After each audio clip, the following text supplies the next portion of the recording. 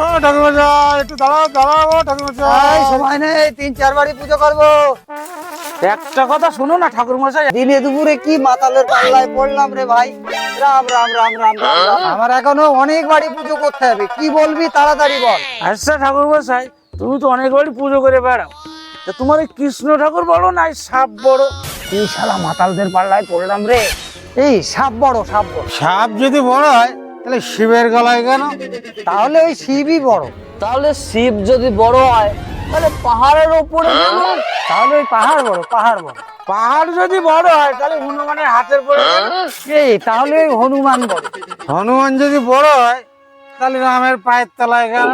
এই তাহলে ওই রামই বড়, রামই বড়। রাম যদি বড় হয় তাহলে এই বোতলের মধ্যে কেন? তাহলে তোদের ওই বোতল বড়।